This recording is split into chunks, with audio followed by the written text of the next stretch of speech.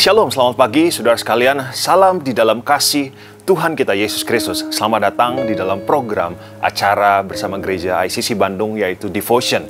Kami senantiasa berdoa untuk saudara sekalian dimanapun saudara berada pada pagi hari ini. Kami berdoa saudara selalu dalam keadaan yang baik, penuh dengan sukacita dan selalu percaya bahwa kebaikan Tuhan selalu mengikuti kehidupan kita sekalian. Baik saudara sekalian, pagi hari ini saya rindu memberikan satu kebenaran firman Tuhan yang saya percaya akan menjadi berkat dan kekuatan untuk kehidupan kita sekalian. Pagi hari ini saya memberi judul renungan, yaitu Apa yang Tuhan Mau. Saya ingin membagikan satu hal tentang berdoa. Sudah pasti saudara sekalian kita sudah pernah mendengar kata ini, yaitu berdoa.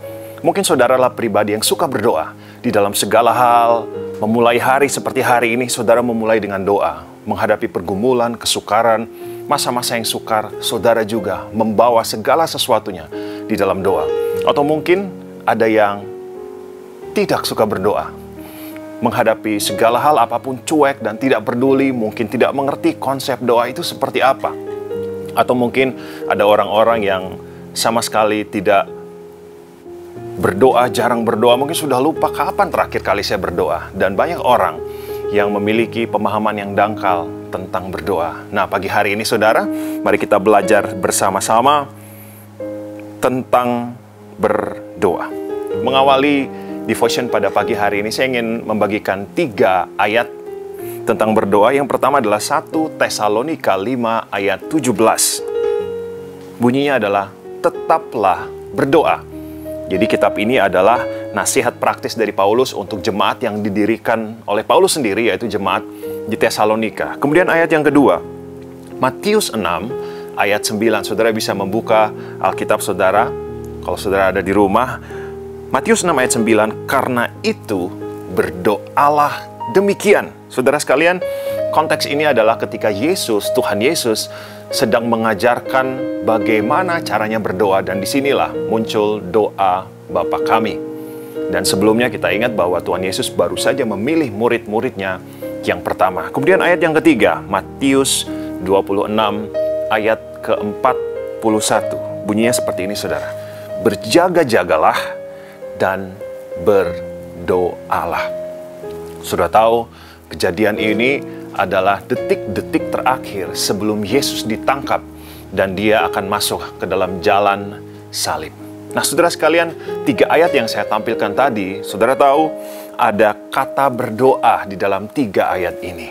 Di dalam bahasa Indonesia muncul kata berdoa, tapi saudara tahu di dalam bahasa Yunani, 3 kata berdoa ini memakai satu kata yang sama, yaitu prosekes. Dan saudara tahu kata prosekes ini diambil dari satu kata Yunani yang indah sekali maknanya, yaitu prosekomai. Nah, sekarang kita akan belajar bersama-sama arti berdoa memakai kata prosekomai. Kira-kira apa arti literalnya dalam bahasa Yunaninya?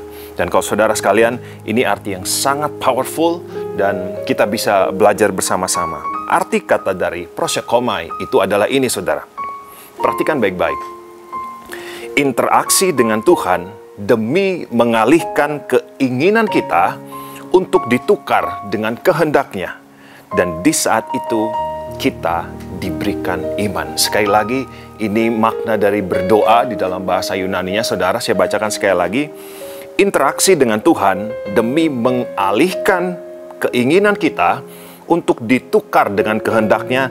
Dan di saat itu kita diberikan iman. Saudara sekalian, mari kita renungkan sejenak. Selama ini, apakah konsep doa kita sama dengan konsep Alkitab jelaskan barusan? Apakah selama ini sikap berdoa kita sama dengan prosekoma yang tadi disebutkan oleh Alkitab? Saudara, berdoa itu memiliki satu makna yang besar, memiliki satu makna yang powerful yang kita garis bawahi, yaitu apa? Di dalam berdoa ada kehendak Tuhan di sana. Ketika kita berdoa, saudara percaya ada kehendak Tuhan di sana. Karena disebutkan tadi itu adalah interaksi antara kita dengan Tuhan, di mana Tuhan mengalihkan keinginan kita untuk ditukar dengan kehendak-Nya, dan saat itu kita diberikan iman. Di dalam berdoa, saudara selama ini sudah berdoa, mungkin sudah lama saudara sedang mendoakan sesuatu. Ada kehendak Tuhan di dalam berdoa. Saudara sekalian, betapa pentingnya kehendak Tuhan di dalam kehidupan kita. Peranan dari kehendak Tuhan di dalam kehidupan kita artinya sangat-sangat penting untuk kehidupan saya dan saudara. Jadi ketika kita berdoa, cari tahu apa kehendak Tuhan atas hidupmu. Cari tahu apa yang Tuhan mau atas hidupmu. Di dalam berdoa, cari tahu apa keinginan Tuhan atas hidup kita. Apa rancangan Tuhan atas kehidupan kita. Apa yang menjadi rencana Tuhan atas hidup kita. Dan yang indahnya adalah kita bisa temukan kehendak Tuhan di dalam berdoa. Bersukacitalah saudara yang selama ini setia di dalam doa, karena ada kehendak Tuhan di dalam berdoa.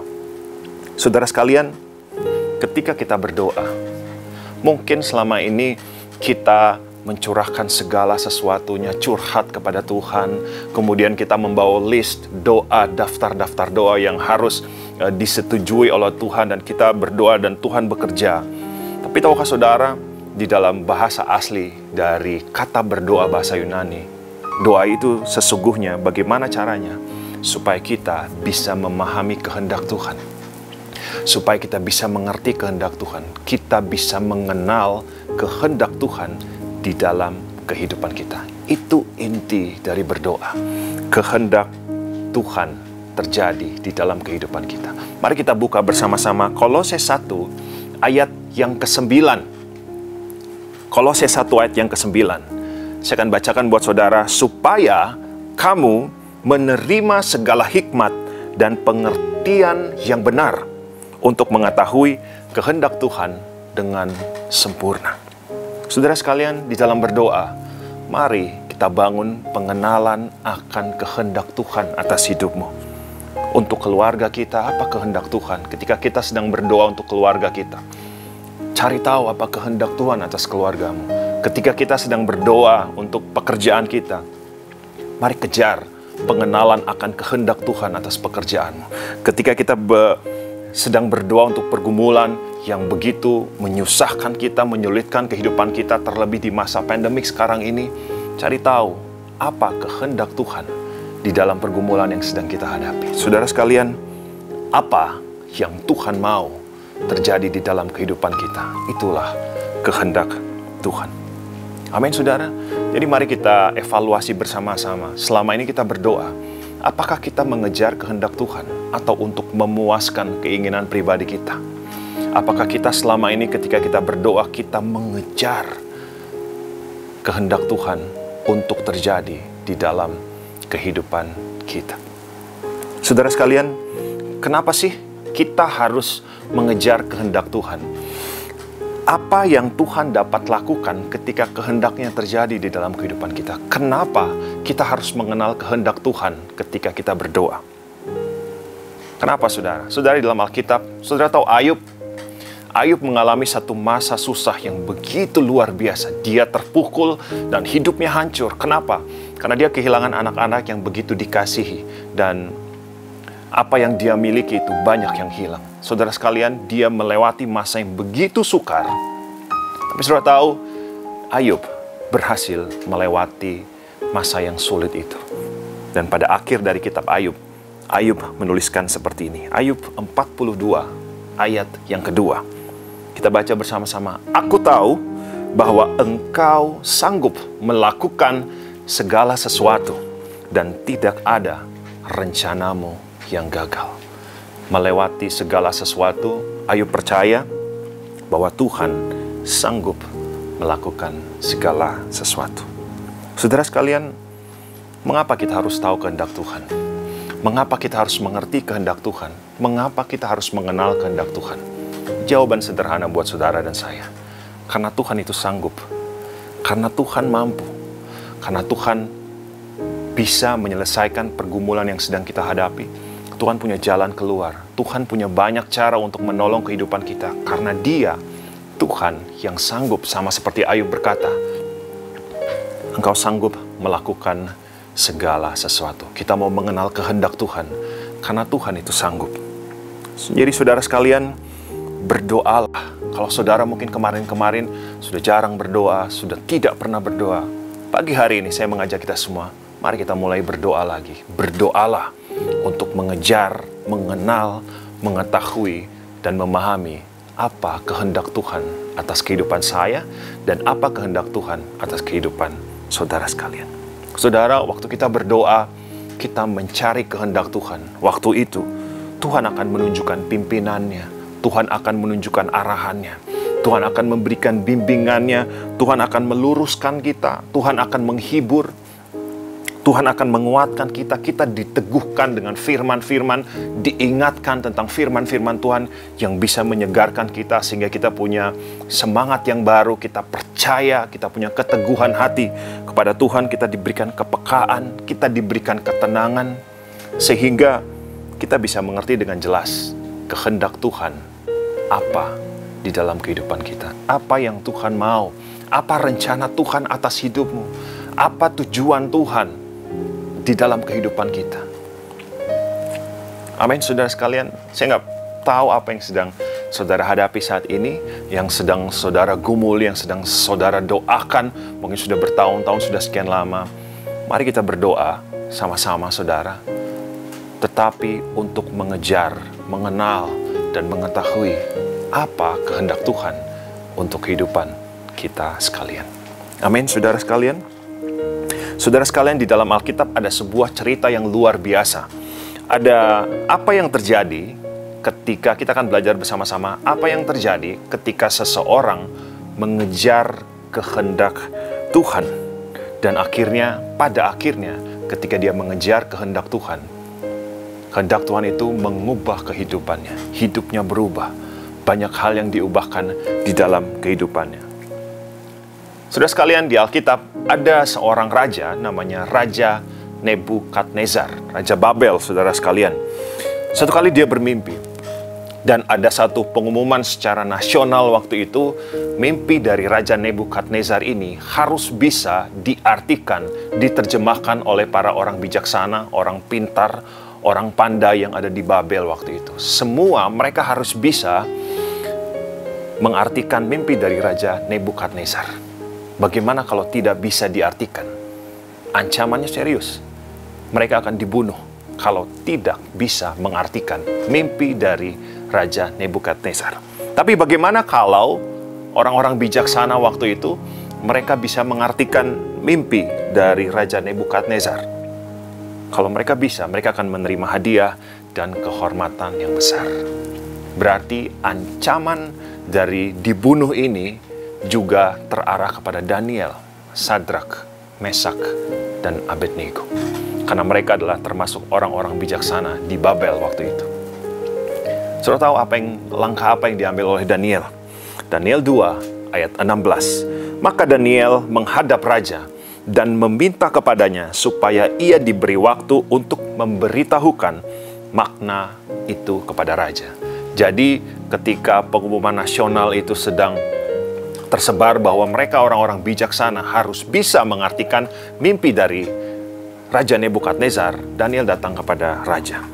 Kemudian dia meminta diberikan waktu supaya dia bisa mengartikan dan memberitahukan makna dari mimpi itu kepada Raja Nebukadnezar. Dan saudara perhatikan baik-baik, ini yang Daniel lakukan. Daniel 2 ayat yang ke-18. Saudara perhatikan baik-baik. Dengan maksud supaya mereka memohon kasih sayang kepada Allah semesta langit mengenai rahasia itu, yaitu mimpi itu, supaya Daniel dan teman-temannya jangan dilenyapkan bersama-sama orang-orang bijaksana yang lain di Babel. Apa yang Daniel lakukan? Apa yang Sadrak, Mesak, Abednego lakukan? Mereka mencari kehendak Tuhan. Saudara mengartikan mimpi dari seorang raja yang besar, taruhannya nyawa, itu bukan perkara yang mudah. Itu bukan perkara yang gampang. Mereka betul-betul membawa segala sesuatu kepada Tuhan. Mereka percaya kepada pertolongan Tuhan, dan mereka percaya apa kehendak Tuhan atas yang mereka sedang alami waktu itu. Hasilnya apa, saudara? Apa hasil dari Daniel, Sadrak, Mesak, dan Abednego ini. Apakah mereka bisa mengartikan mimpi dari Raja Nebukadnezar ketika mereka mencari kehendak Tuhan, ketika mereka mencari pertolongan Tuhan, ketika mereka mencari pimpinan Tuhan, ketika mereka menyerahkan pergumulan itu ke dalam tangan Tuhan? Apa yang terjadi, saudara? Mari kita baca bersama-sama Daniel 2 ayat 19. Ini yang terjadi. Maka rahasia itu disingkapkan kepada Daniel dalam satu penglihatan malam. Lalu Daniel memuji Allah semesta langit. Ketika Daniel, Sadrak, Mesak, dan Abednego, ketika mereka menghadapi ancaman akan dibunuh kalau tidak bisa mengartikan mimpi dari Raja Nebukadnezar, mereka datang kepada Tuhan dan mencari kehendak Tuhan. Dan sudah tahu, pembelaan Tuhan itu nyata atas hidup mereka. Tuhan tidak tinggal diam. Tuhan tidak berdiam diri. Tuhan nyatakan pekerjaannya di dalam Daniel, Sadrak, Mesak, dan Abednego. Kalau saudara baca di perikop itu, Daniel bisa menjelaskan mimpi dari Raja Nebukadnezar dengan begitu teratur, begitu spesifik, begitu teliti, sampai Raja Nebukadnezar terkagum-kagum kepada Daniel.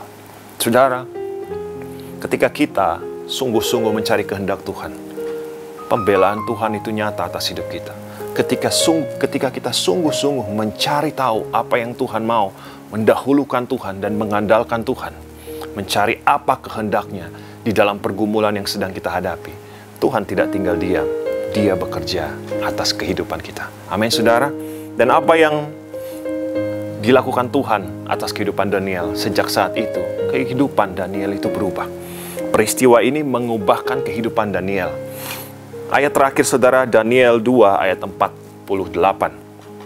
Lalu Raja memuliakan Daniel, dianugerahinyalah dengan banyak pemberian yang besar, dan dibuatnya dia menjadi penguasa atas seluruh wilayah Babel, dan menjadi kepala semua orang bijaksana di Babel. Saudara, ketika kita mencari kehendak Tuhan, Tuhan nyatakan promosinya, Tuhan menyatakan berkatnya, Tuhan menyatakan jalan-jalannya. Tuhan bekerja jauh melebihi dari apa yang kita pikirkan, karena rencana Tuhan dan rencana kita itu jauh seperti tingginya langit. Dengan kita begitu berbeda, sangat jauh berbeda. Dan Tuhan itu adalah Tuhan yang sanggup. Saudara sekalian yang saya kasih di dalam Tuhan kita Yesus Kristus, apa yang sedang saudara hadapi akhir-akhir ini? Apa pergumulan saudara? Apa yang sedang saudara rindukan akhir-akhir ini? Apakah saudara sudah berdoa?